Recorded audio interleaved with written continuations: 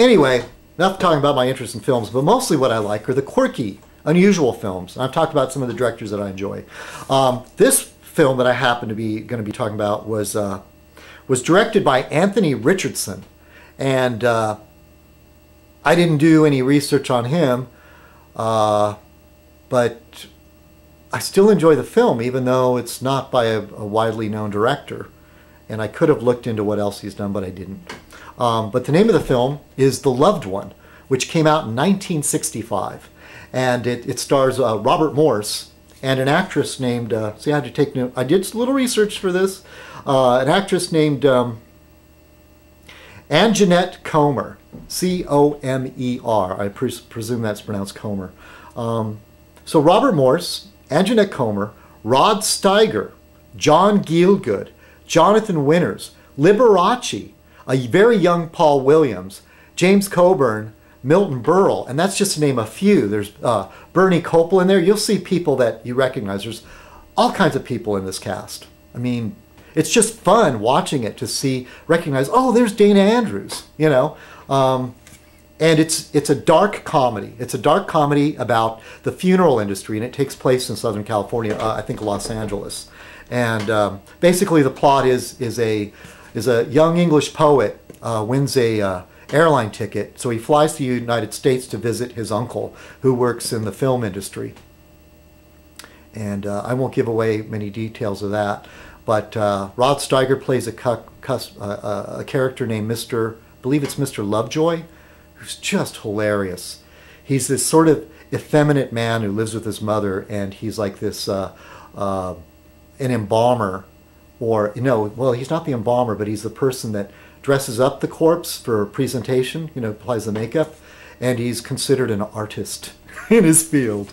And yeah, John Gielgud plays Robert Morse's uncle. I saw the film years ago with my friend Nick, and he wasn't familiar with the actor Robert Morse. And Robert Morse did such a good job on his accent, I wouldn't have known. But Nick was convinced he was an English actor until I said, no, he's American. And he was quite impressed. Sounded authentic to him. Robert Morse is also known for another one of my favorite films, How to Succeed in Business Without Really Trying, and then which was a sort of a corporate thing. And I read that he's appearing in Mad Men, show that I don't have cable, so I haven't been able to watch that.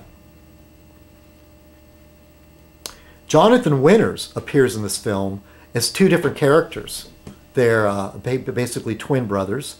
Paul Williams is a very young Paul Williams and basically plays a nerdish kid who's interested in rocketry. And there's all kinds of, there's a pet cemetery, there's this giant cemetery for humans. It's very over the top. When my father passed away and the arrangements kind of fell in my lap, I experienced the dealing with the mortuaries and the plots and all that. And man, what a racket. What a racket. My father just wanted to be cremated and spend as little money as possible. In his good Scottish, my father claimed Scottish ancestry, I think anyway, it was probably on my grandfather's mother's side. So he thought of himself as a frugal Scotsman. And so going against his wishes, and it wasn't my idea, but the rest of the family, they wanted a real deal. And my father was cremated, but they wanted a spot in the cemetery to keep his urn. And so that was my experience with that. It's just the funeral industry is all wrong. It's not ecologically sound. You take these bodies, pump them up full of poisons and chemicals to preserve the body, and then you bury them in the ground. And then eventually the coffin, breaks down, and then this toxic body, leaches into the soil and into the water table. By the way, John's Wacky World, who hates tree huggers, don't mess with certain tree huggers because not all of us are peaceful. And let's see. Yeah, ideally, I read up on a ecological. In fact, cremation is not environmentally sound. It takes a lot of energy. It puts pollutants in the air. So I read, according to this one guy, he said the most the most green way to dispose of one's body is to use one of those diggers, post hole diggers that you use for telephone poles. Dig down deep, straight down, plant the body, unpreserved, not in a coffin, just the body, maybe wrapped in some sort of biodegradable material, and drop you in the grave, standing up, cover you over, and then plant a tree on top of you. If any of you are involved in my interment arrangements or whatever, when my corpse needs to be disposed of, I would like that. Thank you. And for my funeral, I want it to be set on a day when it rains. I want it to rain on my funeral. Anyway, okay, so The Loved One. Well, just a fantastic film. I've seen it 3 times. I'd probably go back and watch it again. Oh, Roddy McDowall is in it too. Don't forget Roddy McDowall. All right, so that's it. Oh, and it was based on a novel by Evelyn Waugh, who also wrote Brideshead Revisited. And even though the name is Evelyn, he's a man. There's a funny trend here in the United States. It goes quite, I don't know how far back it goes. But from other, in Great Britain and other European countries, well, Great Britain is not Europe, is it? There's the tendency in the United States to name girls after men's names. Like, I knew a girl named Adrian. Ooh, had such a crush on her. She was half Native American, half Welsh, which made her really crazy. Let's see. Evelyn probably started out as a man's name, I'm assuming. What is that? What is that character from Gone with the Wind? Ashley. Ashley Wilkes. There's a lot of girls named Ashley now. And I could think of more examples. But there's this trend of naming girls. Robin started out as a man's name, Robin Hood. But now, if you meet a boy named Robin, boy, he's probably going to get his butt kicked. I knew a boy named Robin as a child, back where I was born. Just rambling, aren't I? Yeah, jumping from one train of thought to the other. That's how my brain works. Little things jog my memory and then I go off on a tangent. I'm going to drink some more coffee. I'm basically posting, I started posting this Fez Night before noon. So it's going to be an early Fez.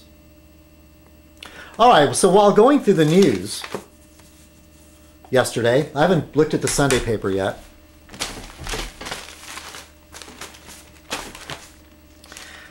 But I found something in Saturday's paper that was kind of interesting.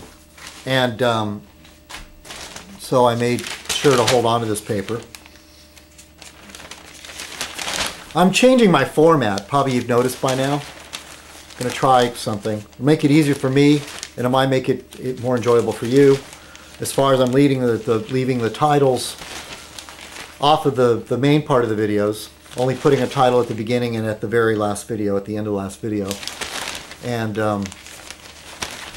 citizenkong now featuring playlists to make make watching Fez Night that much easier for you. Let's see, they about to approve a new morning after pill called Ella. Hey Ella. She still watches Fez Night every now and then. Okay, it's interesting how sometimes, you'll see two related stories. Okay, this is in the science, part of the LA Times called the Science File. It says genetically modified crops pop up in the wild. Now this is a big worry. You plant a field of genetically modified crops. The wind carries the pollen, and then it mixes with other plants. We still don't know what are the long-term problems of digesting genetically modified plants, or even how it's going to affect other plants. You know, but who cares about the environment? We're only a rock flying through space.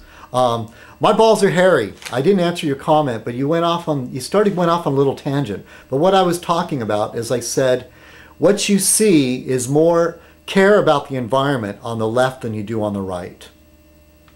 And I really don't see too much. There's an example though. Richard Nixon did form the EPA. Tip of the Fez to you, Richard Nixon, for doing that. George Bush, I think under pressure from his wife, sectioned off a part of the ocean to try to keep it pristine, somewhere in the South Pacific, I believe. But George Bush's record as far as domestic environmentalism is just atrocious. So then my balls is hairy. Kind of started talking about it would be great if politicians raised the money to win the election and then took most of it and donated it to charity, which sounds like a wonderful idea, I suppose, but I mean, that's not how it works. They raise the money to win. And that's what the money gets spent on, to win. Now, maybe after they win, if there's money left over, but most of these times they always go into debt. So, and then their lobbyist friends, you know, slip them some money behind the scenes. Yeah, most of these guys never end up poor, do they? So that's what I was just saying. I mean, try to think examples. Usually what you see is the right. Every time the left tries to do something for the environment, you see the right beating them down. Oh, that's not true. That's not necessary. We don't need to do that. We shouldn't have to worry about that. It costs too much money. Those are all the things you say. Meanwhile, the left is saying, well, look what's going on. This giant glacier broke off. We're having record temperatures in this part of the world. The Gulf oil spill. There were even Republicans defending BP, saying, no, you guys are being unfair to BP. Can you imagine that? You don't hear any of that stuff from the right unless it's so politically, unless the tone, the temper of the times is so against them, then out of politics they will give it lip service. But if you can think of some great right-wing environmental activists, let me know. Tell me about these people.